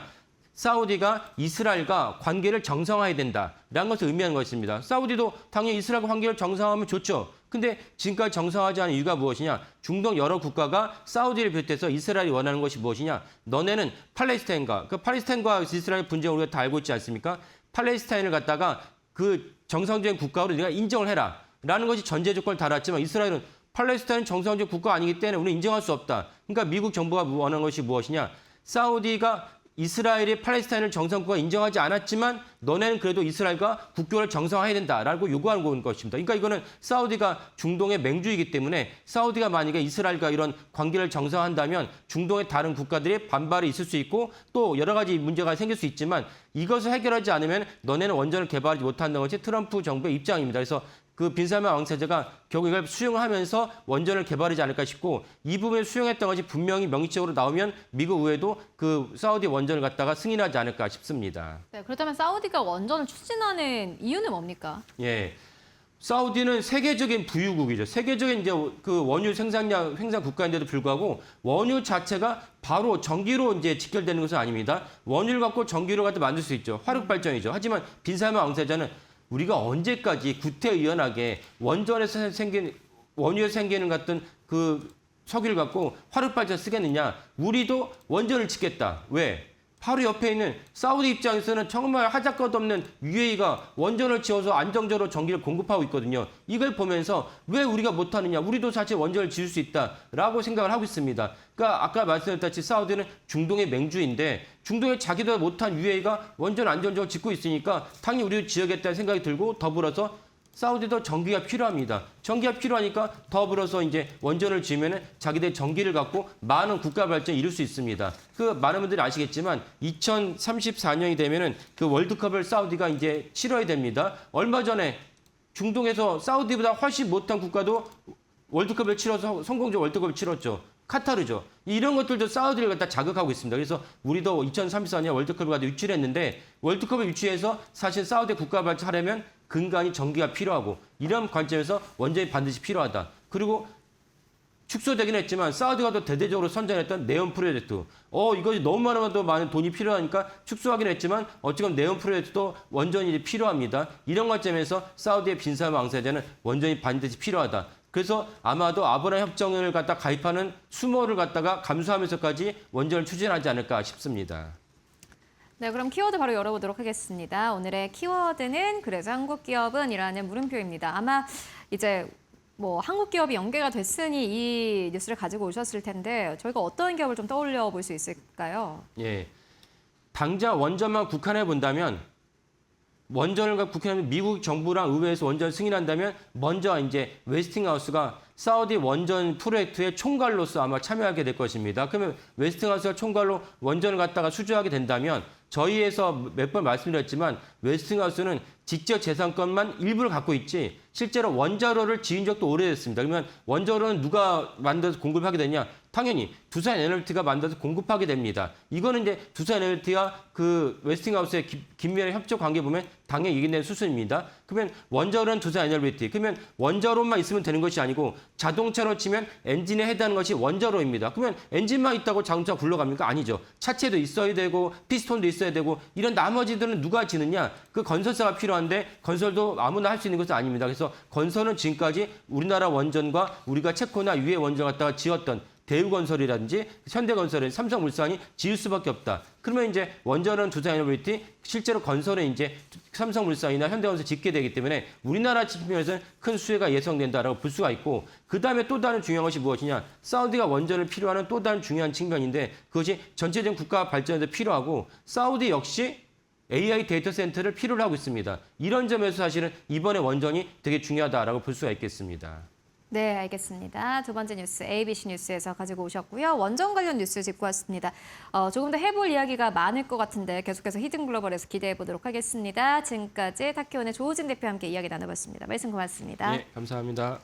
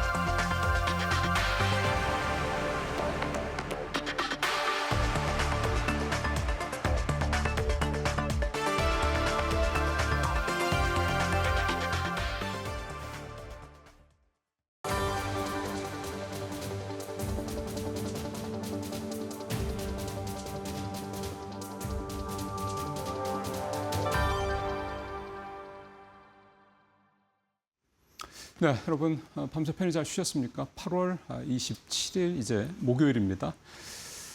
그야말로 뭐 옛날식 표현이긴 합니다만 아기다리 고기다리다 하던 기다리고 기다리던 엔비디아 실적이 나왔습니다.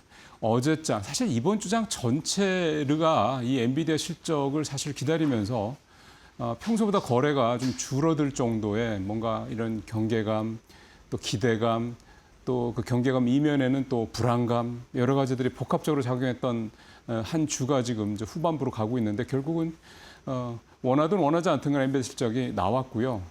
참 다행스럽게도 엔비디아 실적 앞서도 뭐 자세히 전해드렸겠습니다만 시장의 컨센보다 훨씬 더 좋은 성적을 내놨습니다. 아무래도 어제 사실 우리 시장이 물론 상승폭이 뒤에가 조금 줄긴 했습니다만 전반적으로 삼성전자와 하이닉스 모두 분위기가 괜찮았거든요. 하이닉스가 조금 더 상승폭이 줄긴 했습니다만 엔비디아에 대한 뭐 어떤 실적 기대감이 비교적 좀 선반영된 게 아니냐 뭐 이런 시장의 해석도 어제 오후에 시장에 대한 분석 내용들 보니까 있더군요. 그러니까 뭐 결과는 물론 뚜껑을 열어봤어야 아는 일이긴 합니다만 엔비디아에 대한 실적 기대감이 좀 있었던 것 같습니다. 그게 지금 오늘 생각했던 것보다 훨씬 더 좋은 결과로 수치화된 게 아니냐. 특히 가이던스 쪽이 뭐 2028년 얘기까지 오늘 나왔으니까요. 그런 부분들까지 보면 시간에 걸려서 엔비디아가 되게 4% 이상 급등을 하고 있는, 오늘 정규장에서는 아시는 것처럼 약세로 마감을 했는데 이렇게 오르는 그 근거가 충분히 된 것 같습니다. 자, 보죠. 예, 지금 나오네요. 아까 4.2%까지. 정규장에서 지금 빨간색이죠. $209, 1.59% 하락을 했는데, 저거는 이제 열리기 전에 경계감이 사실은 이제 극도로 작용했다 봐야 되는 거고, 그 다음에 지금 반짝반짝 좀 하는 것처럼 애프터장에서 4.2%는 이제 올라서 $218까지 가 있는 상황입니다. 차트 보면은 드라마틱하죠. 네. 장 마감 직전에 급락했다가 뭐 좀 느낌이 좀 있었나요? 낙폭을 좀 막판에 좀 줄이긴 했습니다만 어쨌든 애프터마켓에서 실적 발표 나온 다음에 저렇게 급등을 하는 그런 모습들이 좀 나타나고 있습니다. 자, 이제 실적 봐야죠. 다시 한번 정리를 좀 해보도록 하겠습니다. 매출액이 요거죠. $962억, 106%. 주당 순이익 $2.22. 이건 이제 GAAA, 그래서 뭐 미국 회계 기준으로입니다. 이게 non-GAA, 그러니까 이 회사 자체 규정 기준으로 보면 $2.4가 나오더군요. 그러니까 더 올라가는 거죠. 자기네들이 봤을 때는 더 좋다는 얘기입니다. 어쨌든 총 이익률 75%. 이것도 시장 예상치 부합하고, 여기랑 이제 비교를 해보죠.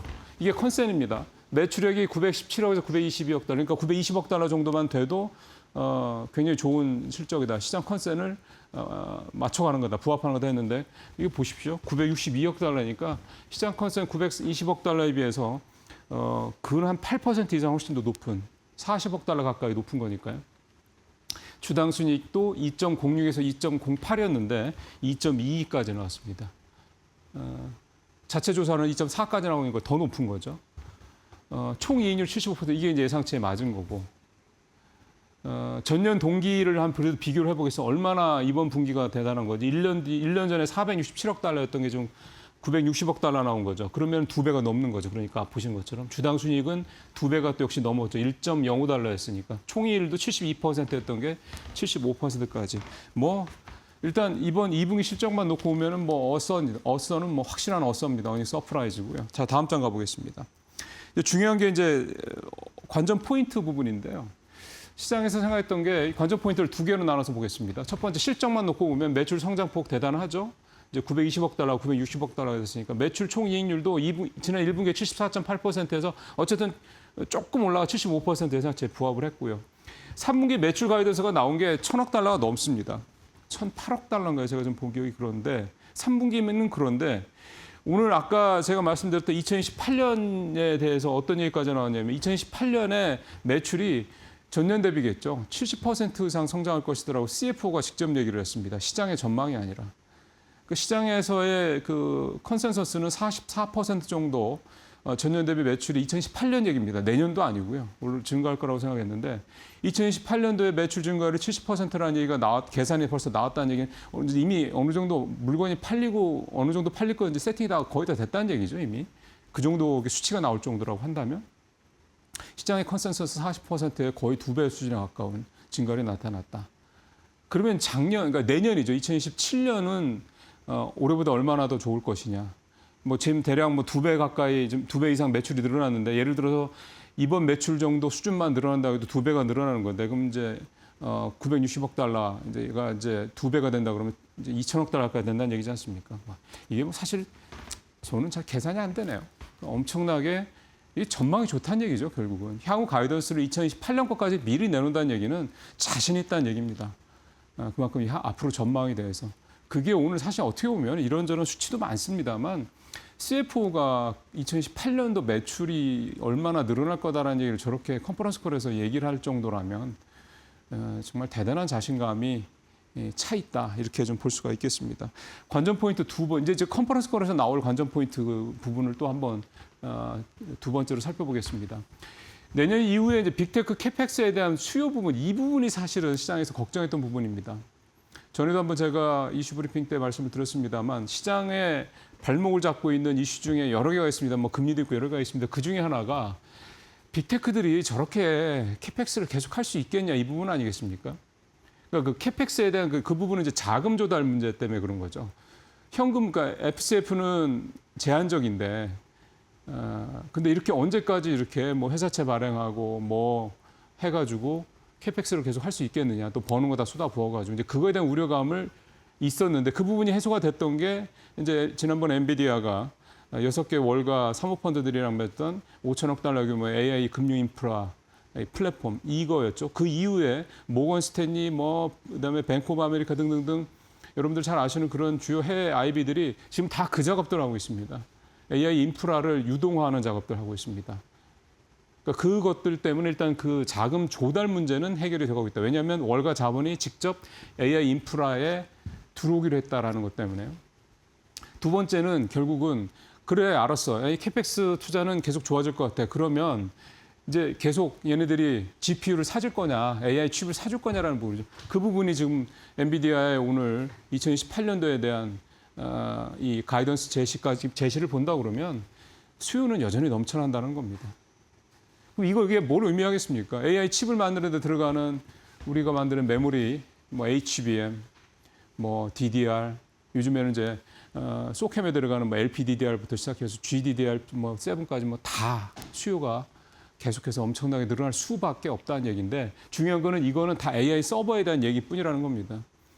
어제 현대자동차 그 인베스터 데이 때도 얘기가 좀 나왔으면 현대자동차도 좀 자율주행 쪽을 좀 땡긴다는 거 아닙니까? 워낙에 지금 뭐 테슬라라든가 다른 나라들이 지금 다른 회사들이 좀 굉장히 좀 빨리 가고 있기 때문에 그럼 결국 자율주행차에 들어가는 것도 또 메모리입니다. 그러니까 이렇게 되는 수요처가 더 앞당겨진다라는 거죠. 이런 부분들을 감안을 해야 된다라는 얘기였고 그다음에 두 번째가 이제 차세대가 베라루빈이지 않습니까? 이거의 양산이나 공급 확대에 대한 로드맵 이 부분에 대한 얘기가 좀 뭐가 나올 거냐 싶었는데 지금 양산에 일단 들어갔다는 얘기가 오늘 나왔습니다. 그러니까 만들어내고 있다라는 거죠. 그러니까 수요처가 있다는 얘기고 이미 다 이제 그게 들어간다는 얘기고 어제 뭐 자료를 어제 보도 나온 걸 보니까 인도의 AI 관련 회사 인프라 회사 하나가 이 베라루빈 이 AI 칩을 9,000세트를 사겠다라고 얘기를 하더군요.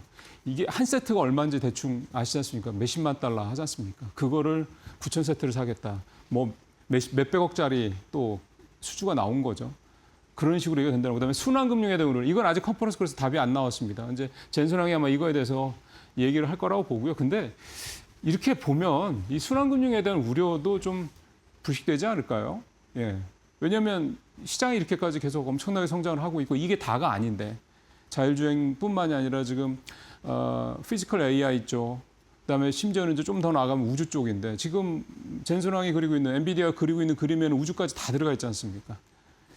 글쎄요. 그런 부분 생각하면 순환금융에도 우리도 물론 얘기는 들어봐야죠. 그리고 그 시장에서 어떻게 반응을 하는지는 봐야죠. 근데 저는 그렇게 봐야 될 이 순환금융에 대한 우려도 일단은 관전 포인트 중에 하나가 되겠고 AI 칩 가격 인상에 따른 수요 위축 우려 이게 이제 시장에서 나온 겁니다.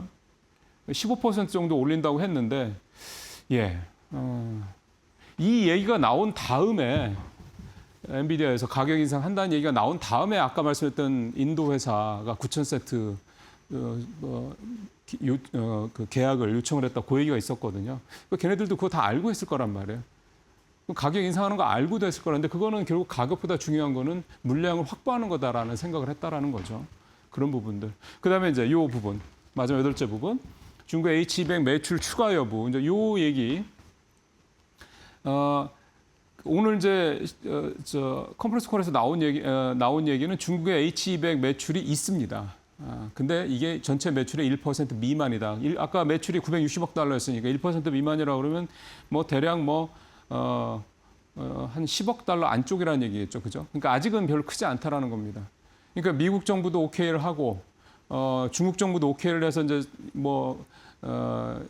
이제 중국의 빅테크들 일부 회사들이 이제 가져가긴 하는데 미국에서 생각하는 것보다 한 10분의 1 정도 수준밖에는 중국에서 허용을 안 했다라는 얘기도 좀 나오더군요. 아시는 것처럼 H200 저게 이제 저런 AI 칩도 지금 중국에서 자체 생산을 좀 하려고 좀 하고 있으니까 화웨이 뭐 어센드 같은 거 뭐 이런 것들이 대표적인 예가 좀 되는 거죠.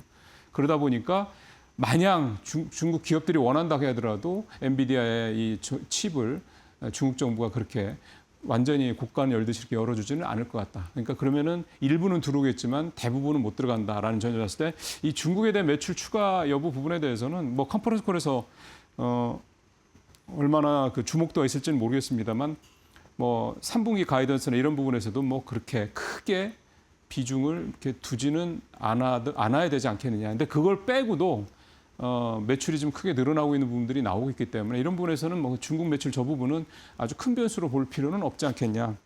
이렇게 좀 볼 수가 있겠습니다. 자, 이렇게 컨퍼런스 콜 지금 내용 계속 나오기 때문에 컨퍼런스 콜은 지금 나온 내용 중심으로 그다음에 여러분들께서 이제 내용을 들으시면서 요거랑 비교해서 좀 관전 포인트 상으로 봤을 때는 저 부분들이 저랬구나라는 식으로 저렇게 결과됐구나라는 부분들을 한번 이렇게 같이 매칭을 해서 판단을 해보시면 좋을 것 같고요. 이제 남은 변수들을 좀 살펴봐야죠. 결국 금리입니다. 오늘은 국채 금리가 아주 조금 올라가긴 했습니다. 근데 시장에서 아주 크게 영향을 미칠 정도의 금리 수준은 아니었고 4.62 10년물이 6이 정도 %였으니까요. 오늘 그다음에 나온 PCE 물가지수 이제 이거를 보면 헤드라인은 이게 이제 추정치 이건 다 전망입니다. 전년 대비 3.6% 오를 거라고 생각을 했는데 6월 달이랑 같이 3.7%로 나왔습니다. 근원도 뭐 예상치에 전반적으로 부합하는 내용들이 좀 나왔고요. 근데 오늘 그 개인 지출 부분이 좀 나왔는데 거기에 보면 전체적으로 수치 자체는 조금 올라갔는데 실제로 그게 그 컨설턴트 비용 때문에 좀 늘어난 거고 실제로는 보니까 개인 소비 지출 쪽에서의 그 뭐 물건을 즉 사는 뭐 내구재라든가 뭐 자동차 이쪽은 수치가 좀 줄었습니다. 확실히 그러니까 미국의 이제 중산층 이하의 이제 이 지출은 둔화되고 있는 건 좀 분명합니다. 다시 한번 또 수치가 확인이 좀 됐기 때문에 6월 달에서 그러니까 6월에 소매 판매 부진하게 나왔던 것들이 지금 7월 쪽에 개인 지출에서도 그대로 좀 연결돼서 나오고 있기 때문에 오히려 미국의 이 어떤 경기 둔화에 대한 우려가 이제 뒤로 가면 갈수록 좀 더 스멀스멀 올라오지 않을까 그런 생각을 좀 할 수 있겠고요. 그다음에 오늘 PCE 물가지수 관련돼서 물가가 3.7% 조금 높게 나왔던 이유가 그 컨설팅 비, 그러니까 이 금융 관련된 투자 관련된 컨설팅비가 올라서 그랬다면 그렇다고 이제 분석이 나옵니다. 그러다 보니까 실질적으로 이제 물건값이 인플레가 이렇게 막 올랐다 그렇게까지는 보지 않아서 이를테면 뭐 9월에 뭐 연준의 금리 인상 관련된 부분에서 이렇게 그쪽으로 이렇게 전망을 높여주는 그런 정도의 데이터는 아니다 이렇게 시장에서 해석이 좀 나오고 있더군요. 이거는 이제 전망치니까 요거는 아니고요. 3.7%로 헤드라인이 나왔습니다. 또 하나 더 볼까요? 마지막으로 하나 더 봐야 될 거는 이제 실적 발표의 주가 흐름인데요. 항상 별로 안 좋았었습니다.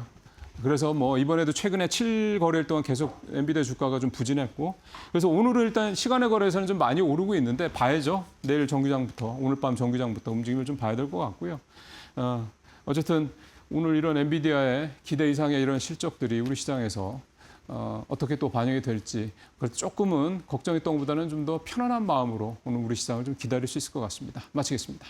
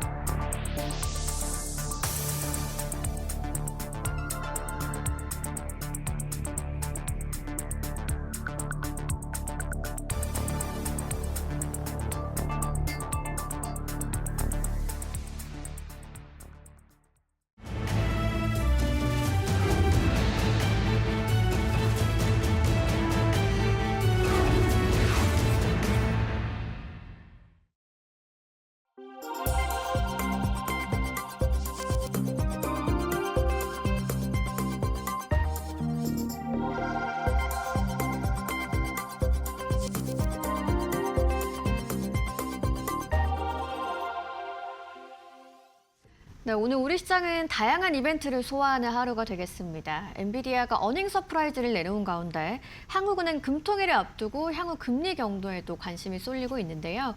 오늘은 엔비디아 실적에서 확인된 AI 사이클의 현재 위치부터 국내 반도체 영향, 외국인 수급의 전환 가능성과 금통위의 핵심 신호까지 차례로 짚어보도록 하겠습니다.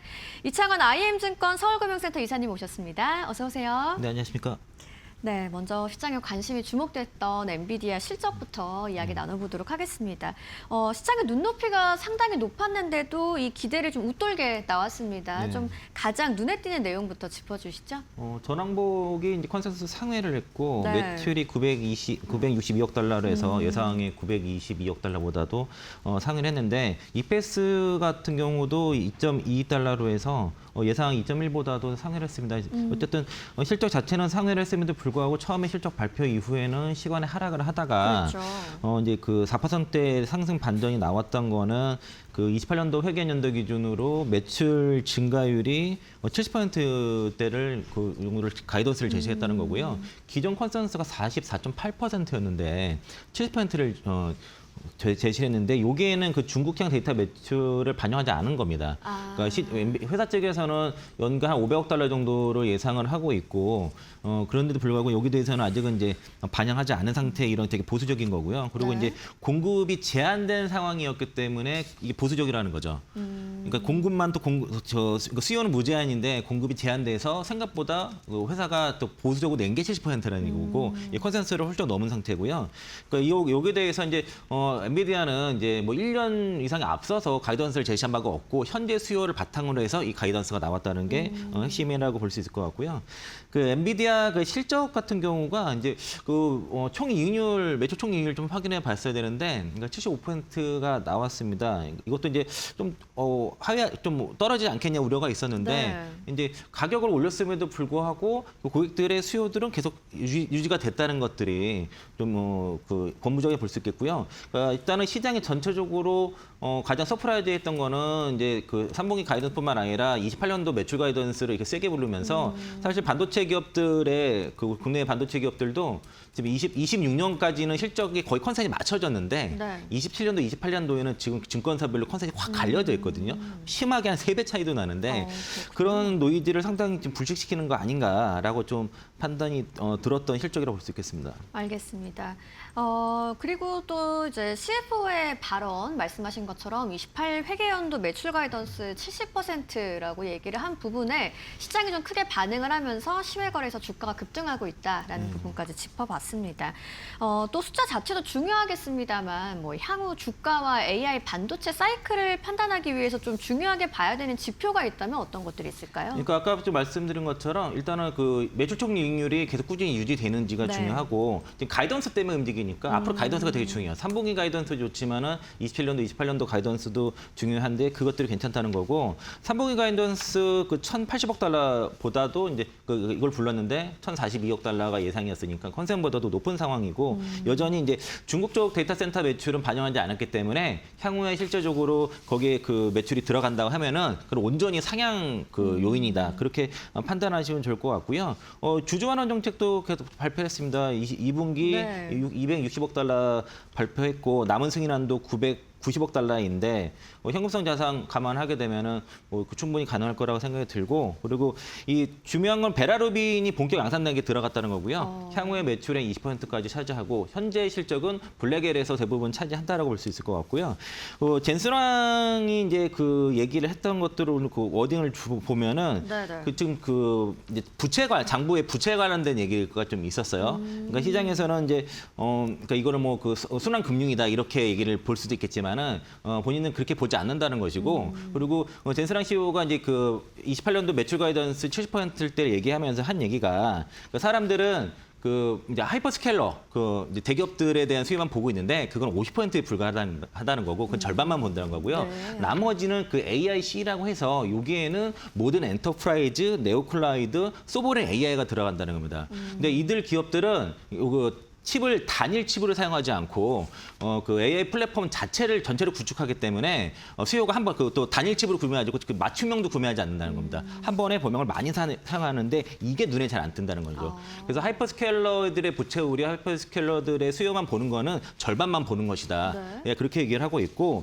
그리고 그 순환 금융에 관해서도 본인은 이렇게 생각하지 않고요. 지금은 그 컴퓨팅 플랫폼의 전환기에 있고 거기에 속하는 기업들은 뭐 반세기에 그 나올까 말까한 기업들이고 또 그들의 기술력과 리더십은 실제 임명이 되면서 또 그 고객들의 고객 확보와 AI 사용량이 충분히 입증되고 있다는 거고 그리고 이 플랫폼 안에서 그러니까 엔비디아의 생태계 안에서 이 기업들이 있는데 여기서 엔비디아는 그 수익을 그 지분 수익률을 갖게 됩니다. 그러니까 이 수익 또한 추가로 또 발생한다는 거라서 이게 단순히 순환 금융이 보는 거는 시장이 잘못 보는 거다. 그렇게 지금 반증을 하고 있습니다. 네, 알겠습니다.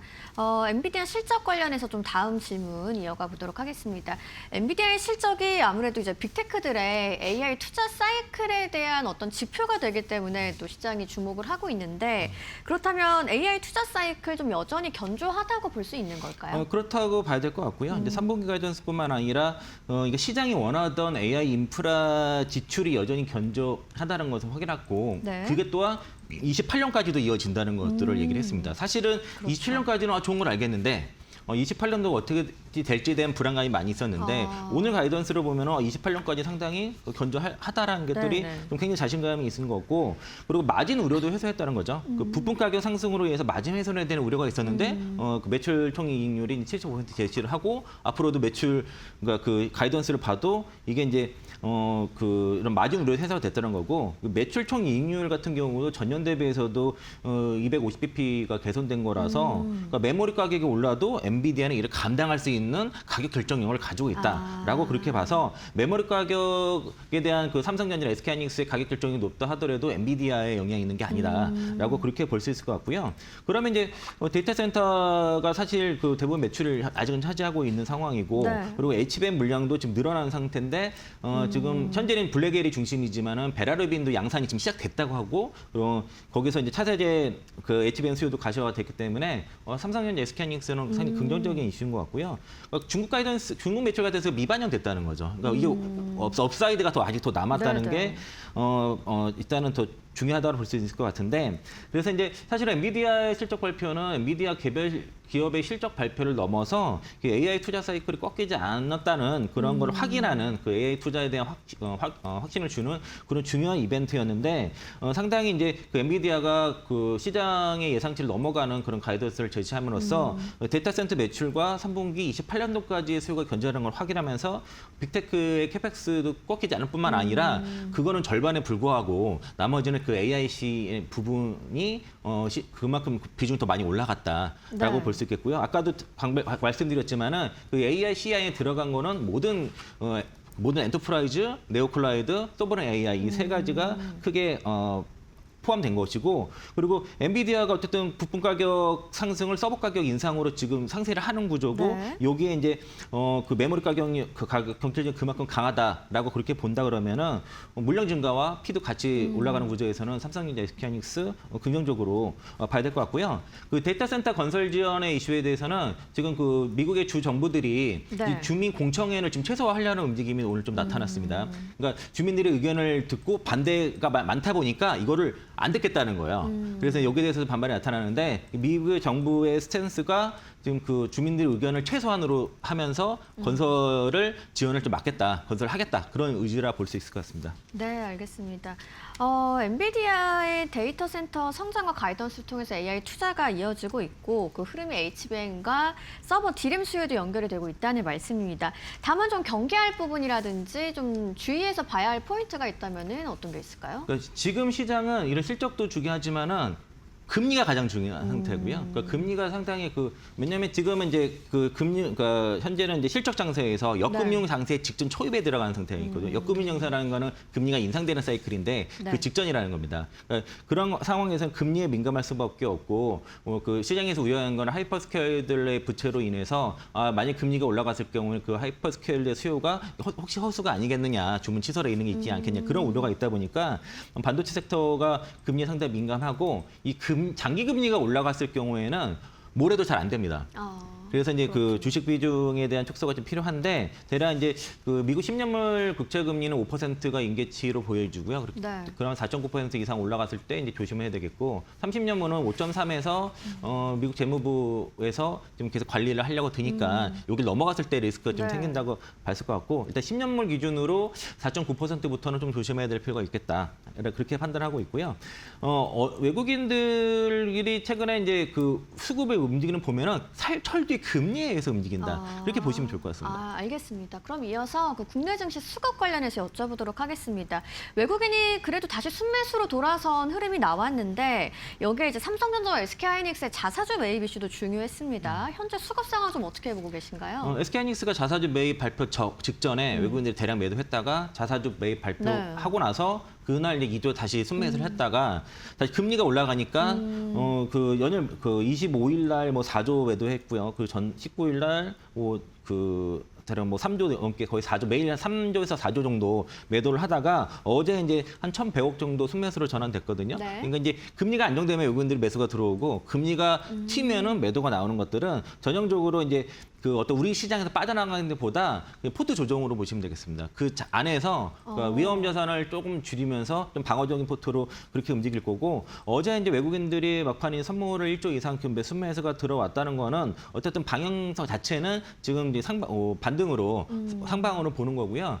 그 반도체 대표 기업들 그 우리나라 보면은 일단 삼성전자랑 SK하이닉스를 보잖아요. 네. 근데 이제 그 삼성전자랑 삼성전자 우선주를 같이 봐야 되고 하이닉스랑 뭐 스퀘어 같이 봐야 되긴 하는데 지금 그 삼성전자 우선주가 지금 자사주 매입과 소각에 대한 기대감이 붙으면서 좀 더 강합니다. 그래서 실제로 추세를 가장 빨리 돌린 게 삼성전자 우선주고 그다음에 이제 삼성전자나 SK하이닉스 순위라고 보면은 삼성전자 우선주를 좀 바로미터로 보시는 게 지금은 좋을 것 같습니다. 그 이유는 이제 그 배당뿐만 아니라 금산법에 적용되지 않는 게 우선주기 때문에 우선주는 그래도 본주와 달리 자사주 매입과 소각이 가능하지 않겠냐 그러한 기대가 있고 원래 배당 수익률이 높을 때 우선주가 더 선호되는 편이거든요. 그러니까 두 가지가 같이 맞물렸다라고 보시면 좋을 것 같고 그래서 이제 외국인들의 매도는 철저히 장기금리 움직임에 같이 연동해서 움직이기 때문에 금리를 계속 추적하셔 보셔야 됐고 아까 이제 그 임계치를 말씀드렸고요. 그 하이닉스가 오늘도 65만 주 자사주 매입 신청했고 삼성전자가 200만 주 신청을 했습니다.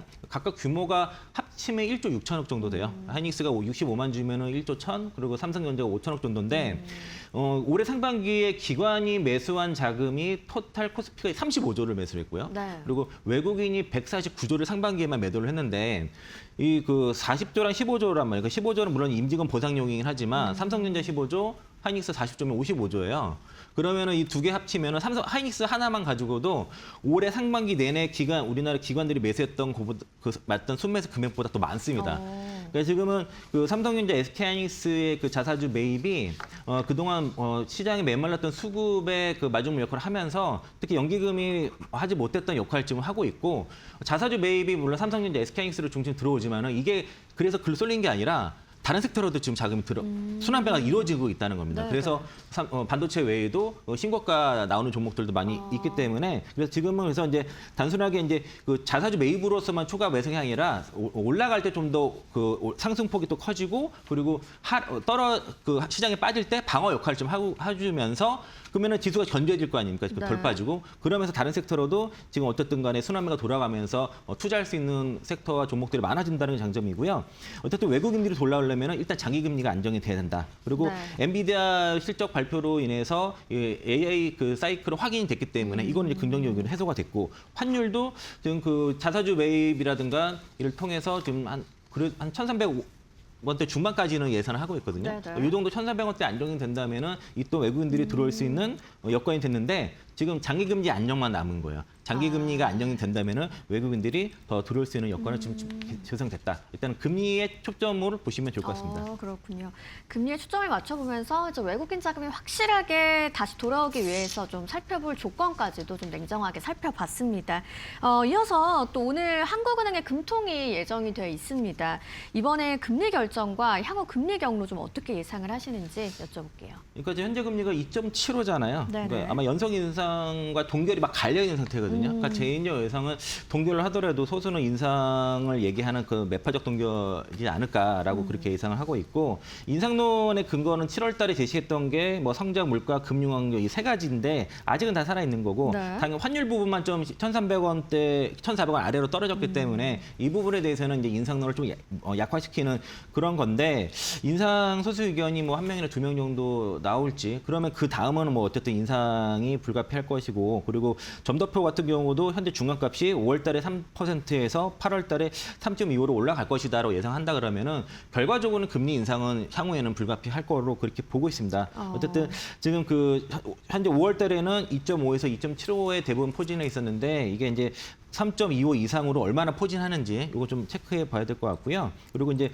수정 경제 전망 같은 경우도 대체로 성장률이라든가 물가 전망치도 상향될 가능성이 상당히 있을 것으로 보고 있고 그리고 총재 발언도 중요하겠죠. 어쨌든 시장이 보는 관점은 금리는 3.25에서 3.75 정도 되니까 시기 차이 어차피 금리는 인상 사이클은 진행이 되고 있는 겁니다. 네. 여기에 대해서는 좀 그 시장에 대부분 반영은 되어 있지만은 결정 자체가 어떤 시장에 영향을 주는 거는 제한적일 거라고 보고 있고 어느 정도 매파 강도가 나오느냐 이걸 네. 좀 체크해 보시면 좋을 것 같습니다. 알겠습니다. 그러면 이제 이미 상당 부분 반영이 됐기 때문에 뭐 증시 업종 영향에 있어서는 좀 충격이 제한적일 것이다라고 보시는 거군요. 네, 알겠습니다. 자, 그렇다면 현 시점에서 반도체 비중 다시 확대해도 될지 이제 궁금한데 또 혹시 반도체에 눈여겨볼 업종이 있다면 뭐 그 부분까지도 같이 말씀 부탁드릴게요. 그러니까 지금 시장에서 바라보는 거는 금리랑 주주 환원 두 가지를 잘 보고 있고요. 지금 네. 그 대주주 환원의 시대가 왔기 때문에 그래서 이제 금리가 인상되는 사이클에서는 그 ROE가 올라가는 기업들을 봐야 되는데 실적이 올라가서 ROE가 올라가는 게 아니라 자본을 줄이면서 ROE가 올라가는 주주 형태 그 기업들이 더 선호될 수밖에 없습니다. 네. 그래서 이제 주주 환원을 하게 되면은 그만큼 자본이 줄어들면서 ROE가 올라가는 구조가 만들기 때문에 자사주 매입 소각이라든가 그 배당을 높이는 기업들이 앞으로 좀 선호될 것이고 여기에 이제 성장을 같이 올라가면 본인의 자금으로 투자도 하면서 주주 환원도 같이 할 수 있는 기업들 위주로 보시면 되는데 그게 대표적으로 삼성전자, SK하이닉스가 여기에 해당이 된다 볼 수 있겠고요. 지금 최근에 제가 한 달 동안 화장품 섹터에서 많이 말씀드린 수가 있었는데 네네. 여전히 뭐 괜찮은 것 같습니다. 다만 이제 주가 많이 올라갔으니까 항상 이제 리스트업 하셨다가 네. 그 조정 시의 관점을 보시고 식품주 같은 경우도 지금 그 삼양식품, 빙그레 이런 것들이 주가 막 랠리를 보여주고 있는데 그러니까 그 식품주 안에서도 잘 찾아보시면은 그 충분히 수익 낼 수 있을 것 같다라고 보고 있습니다. 특히 이제 그 삼성전 그 반도체 위주로만 포트를 100% 짜게 될 경우에는 금리가 굉장히 취약하기 때문에 그러네요. 나머지 절반 정도는 그 금리를 방어할 수 있는 섹터에 좀 같이 보시는 게 좋을 것 같고 그리고 제약바이오 쪽도 실제로 에로가 나오는 기업들 지금 한미약품이라든가 알테오젠 같은 경우도 추가 에로에 대한 기대감 가지면서 올라가고 있는데 최근에 단기급등 나왔으니까 누림시에는 그래도 접근할 수 있는 정도의 검증됐다라고 볼 수 있을 것 같고요.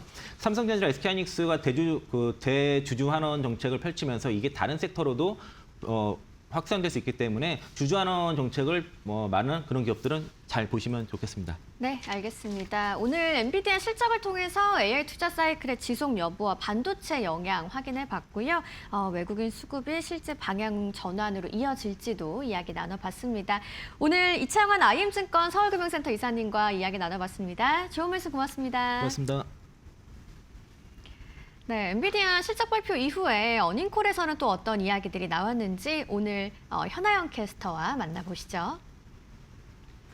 네, AI 생태계를 주도하고 있는 엔비디아의 실적이 발표가 되었습니다. 우리 국내 증시에도 영향을 크게 미치는 이 지표가 발표된 만큼 주목해보시면 좋겠는데요. 어닝콜에서는 어떤 이야기가 나왔는지 체크포인트로 함께 살펴보시죠.